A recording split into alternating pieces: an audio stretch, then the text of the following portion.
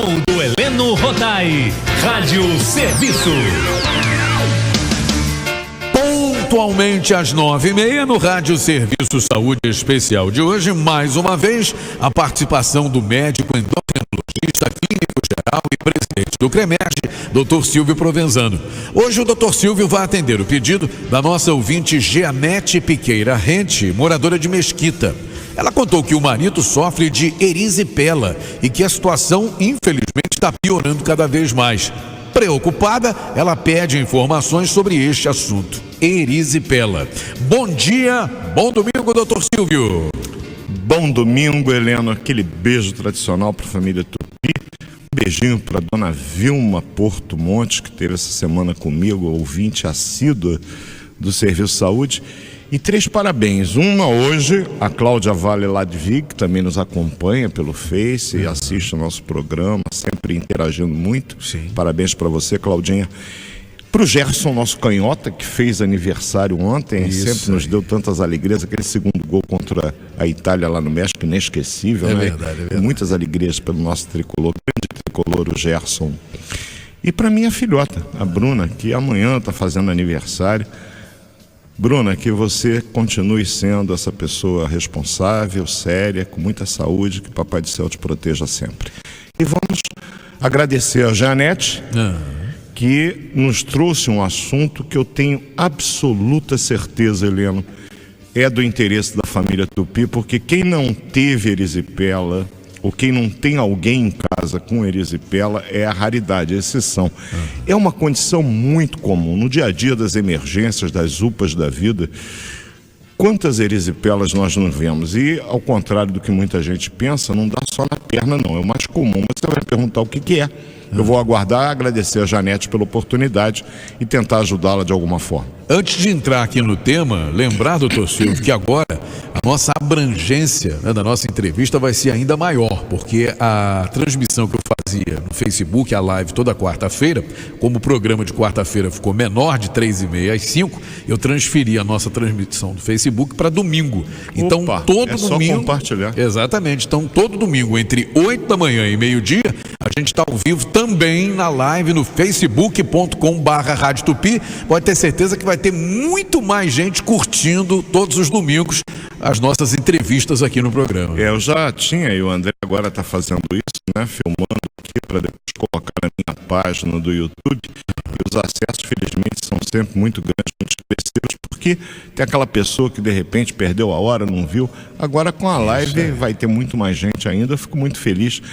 A responsabilidade aumenta, né, meu amigo? O pessoal diz, mas é ao vivo, só não grava não domingo.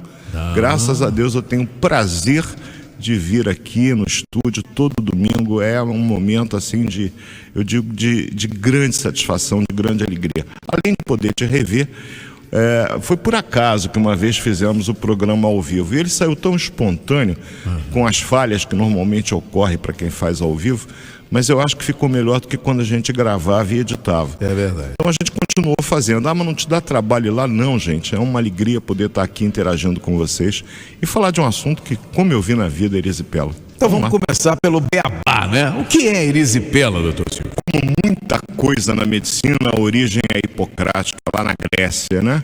Erisipela vem do grego, né? Pele, e eritros é vermelho. Então a pele vermelha.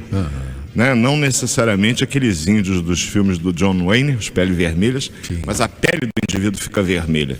É uma doença infecciosa causada por uma bactéria e frequentemente essa bactéria é um Streptococcus. No Medicaid é um Streptococcus beta-hemolítico do grupo A de Landsfield. Olha o palavrão que a gente tem que aprender na faculdade. Falar só que é um streptococo, o professor olha para você e diz assim, mas só isso, meu filho? A família Tupi já sabe que é um streptococo. Então a gente tem que falar o nome, sobrenome, tudo direitinho. E é uma das poucas doenças em que o médico pode iniciar o tratamento sem fazer uma cultura, porque o Streptococcus é sensível a um tipo especial de antibiótico, a penicilina. Você vai me perguntar de tratamento no final, porque obviamente eu já sei das perguntas, eu vou aguardar.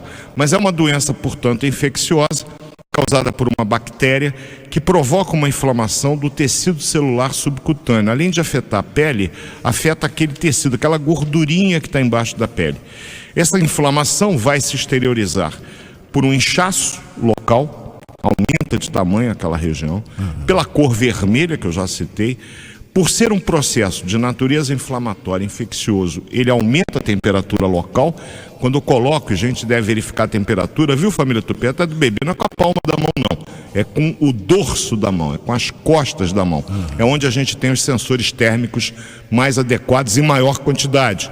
Você bota as costas da sua mão ali naquela pele e compara com a outra, uma está com a temperatura normal, a outra está quente. Então é um inchaço, é a vermelhidão, é o aumento da temperatura e a dor. Como toda doença de natureza infecciosa, outros sintomas podem estar presentes, a começar pela febre. E olha, normalmente uma febre alta, acompanhada de calafrios, uma grande sensação de mal-estar, eventualmente acompanhada de dor de cabeça, enjoo, vômitos. Esse é o quadro inicial da erisipela, que, como eu falei há pouco, ela tem uma predileção pelas pernas, pelos fatores de risco que facilitam isso.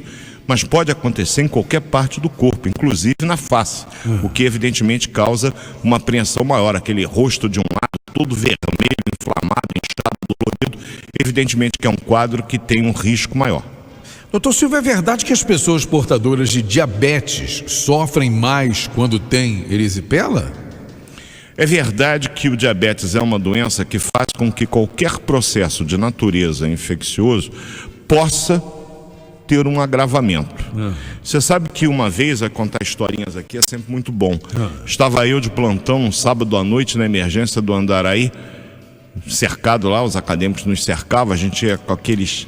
Gente, vocês não sabem o que é um plantonista de emergência.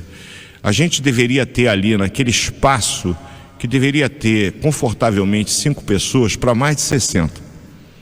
Gente no soro, gente sentada no chão.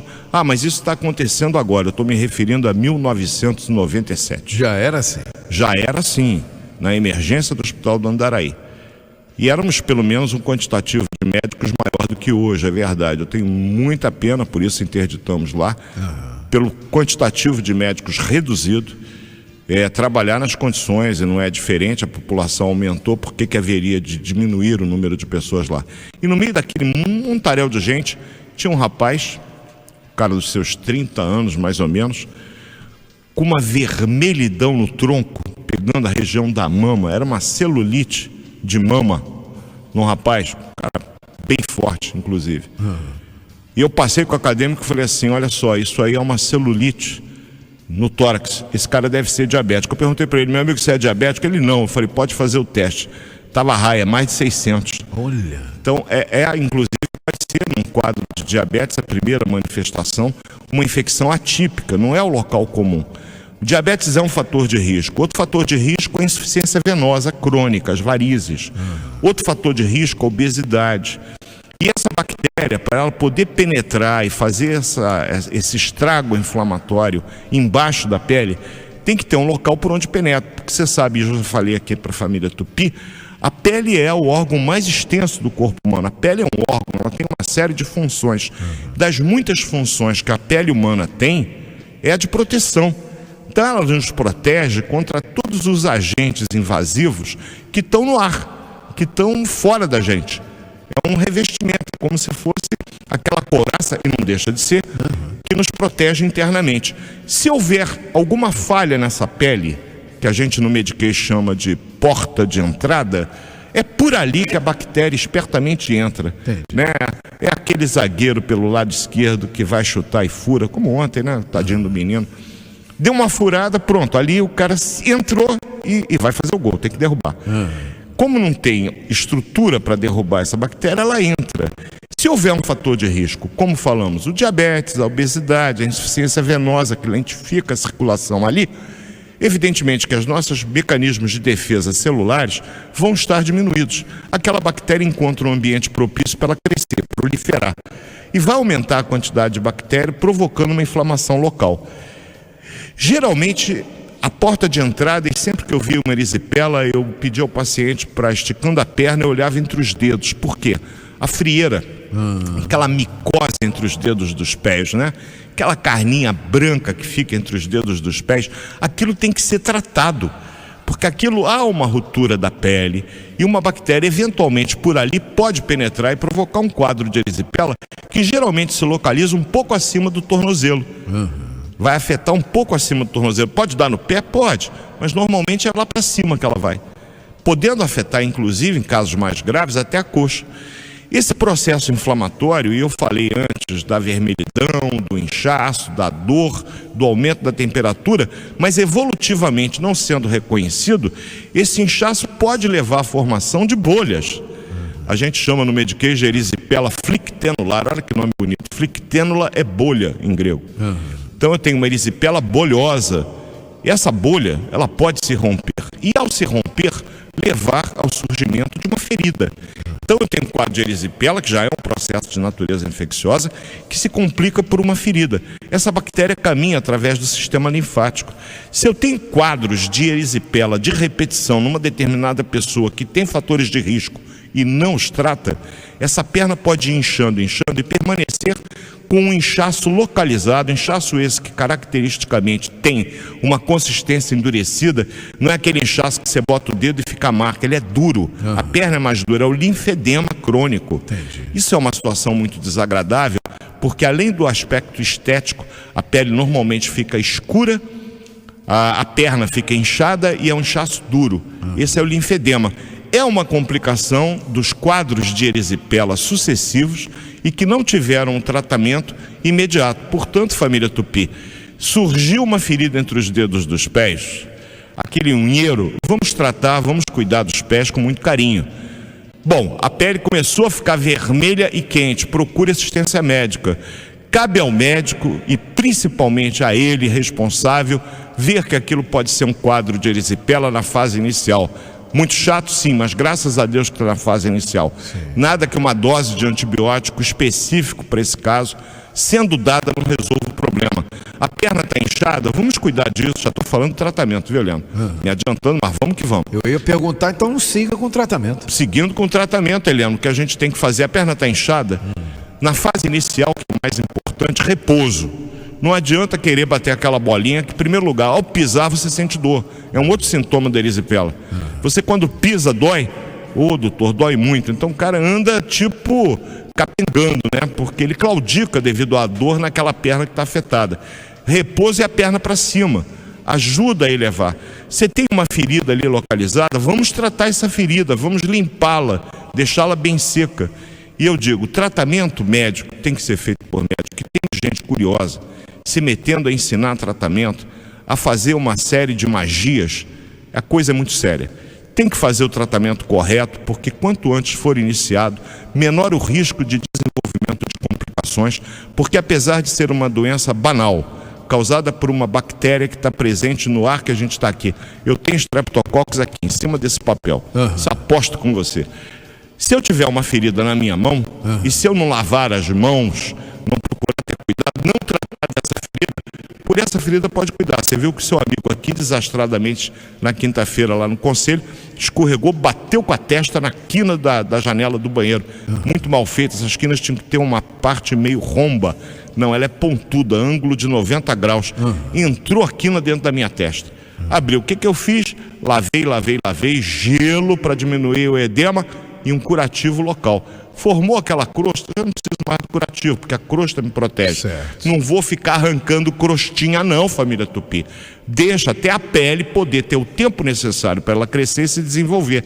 Isso que está na minha testa hoje, para quem está vendo pela internet, vê uma manchinha aqui do lado esquerdo em cima, não é chifre, foi um acidente, no profissional, foi no local de trabalho, mas poderia e pode ser acidentes, infelizmente, alguns graves. Tivemos aquele nosso amigo jornalista perdeu o filho num acidente.